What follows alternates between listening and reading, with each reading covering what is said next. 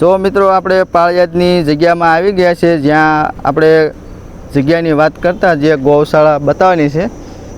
જો આ main gate છે એ જગ્યાનો, અહીંથી આપણે અંદર એન્ટર થવાનું હોય છે અને આ જો આજુબાજુનું એક લોકેશન આપણે બતાવી છે। આપણે ગાડી લઈને આવી ગયા છીએ, તો વિડીયો સંપૂર્ણ જોજો અને પાળિયાદની જગ્યાનું આજુબાજુનું જે ગૌશાળામાં જવાના છીએ એ ગૌશાળાનું લોકેશન તમને બતાવી છીએ। તો જો આપણે એક આ ગાડી લઈને આવી ગયા છીએ। હવે તમને વિડીયો ગૌશાળાનો સંપૂર્ણ બતાવશું, તો વિડીયોમાં આગળ સુધી જોજો। કોઈ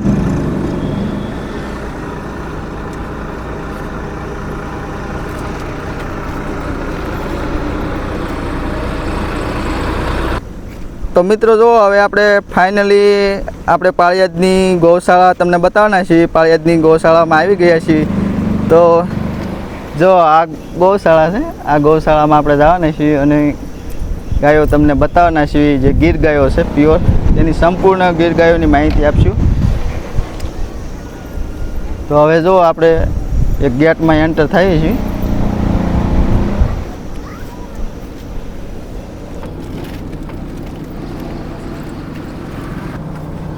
હાલો પાળિયાદની જગ્યામાં અંદર જ આવી છીએ, ગાયોની તમને મુલાકાત કરાવવાના છીએ, જે ગીર ગાયો છે।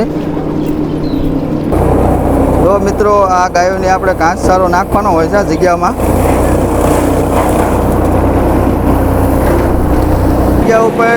આ જગ્યા ઉપર ઘાસનું કટિંગ કરવામાં આવે છે ગાયોને નાખવા માટે જગ્યામાં।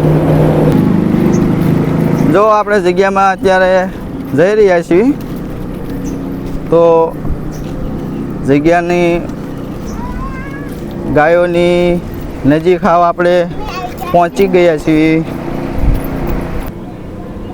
જો મિત્રો આપણે પાળિયાદની જગ્યામાં આવી ગયા છીએ, તો આ બાલકણ ગૌશાળા છે, તેમની જગ્યામાં આવી ગયા છીએ।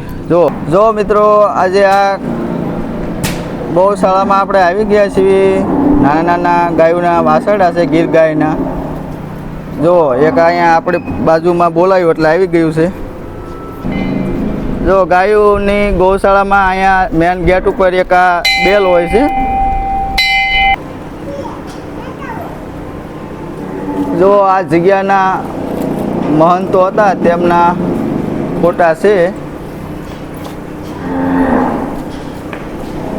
જો અને આ આપણે ગાયું છે, જગ્યામાં જે ગાયો છે તે। તો જો ગાયો બોલે છે આજુબાજુનો। જો આ ગાયોમાં એક ભાઈ દોવે છે ગાયને। તો આપણે સંપૂર્ણ જગ્યાનું આજુબાજુનું વિસ્તાર તમને બતાવી છે।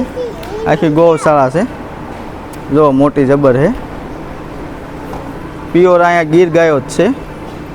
તો જો મિત્રો એક આ ગીર ગાયનું નાનું એવડું બચ્ચું છે, વાછરડું, જો સુંદર મજાનું છે। જો તેના કાન, જો આપણે ગીર ગાયનું વાછરડું કઈ રીતનું ઓળખાય છે, તેના કાન જો આ હોય ને, તમને બતાવું છું। આ કાન હોય ને એ મોટા હોય છે, એટલે ગીર ગાયનું ઓળખાય એવડે એ હોય છે। તેના કાન હોય ને એ મોટા હોય છે અને શિંગડા આગળથી ઉપરથી વળેલા હોય છે, એને આપણે ગીરનું વાછરડું કહેવાય છે, ગીર ગાય એને કહેવાય છે। જો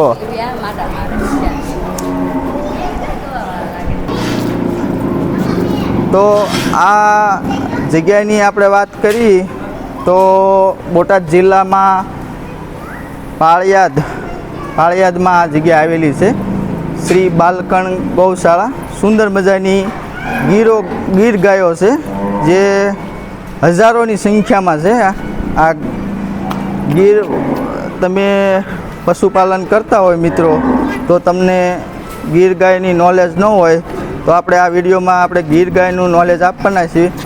તો ગીર ગાય કેવી હોય, ગીર ગાયને જુઓ, કાન હોય ને તે કાન મોટા હોય છે અને શિંગડા જો આ રીતના હેઠેથી વળેલા હોય છે, તેને જ આપણે ગીર ગાય કહેવામાં આવે છે। અને આ ગીર ગાયનું દૂધ ખાવાથી બહુ શરીરમાં સારું રહે છે અને ગીર ગાયનું ઘી ઘણું બધું મોંઘું હોય છે, કિલોના ઝાઝા પૈસા હોય છે. જો એક આ જગ્યાઓમાં ગાયોને ખંજોળ આવતી હોય તો આ જગ્યા ઉપર ગાયો આવે અને ખંજોળ. જો આ ગીર ગાય છે. જો આ આગળનું લોકેશન આપણે બતાવીએ છીએ અને આ આખું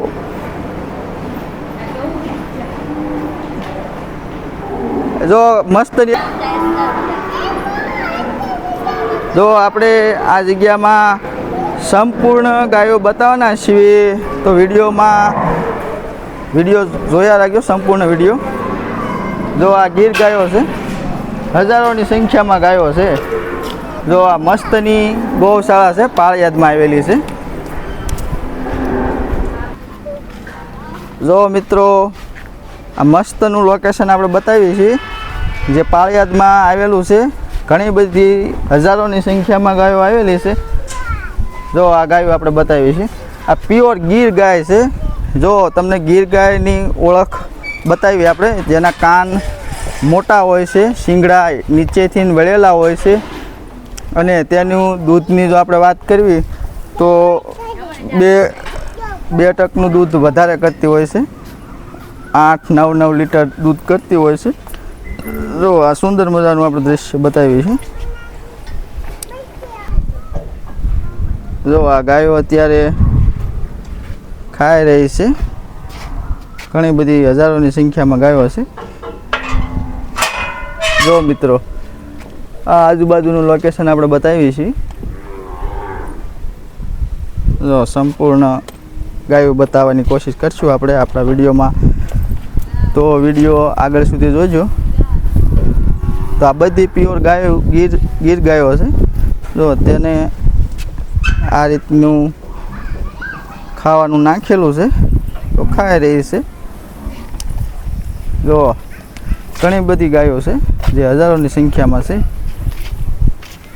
તો તો આ એક સંધ્યા નામની છોકરી છે જે થોડીક ગાયોની માહિતી આપશે.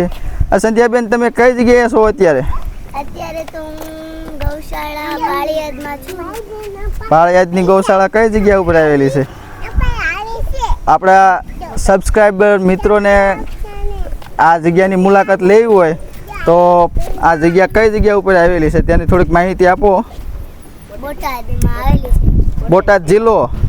હા. તાલુકો કેવી તો બોટાદ. એક્ઝેક્ટ આપણે વિસામણ બાપુની જગ્યા કહેવાય છે આ. એ જગ્યાની આપણે આજે મુલાકાતે આવ્યા છીએ. તો આ પ્યોર ગીર ગાયો છે. જો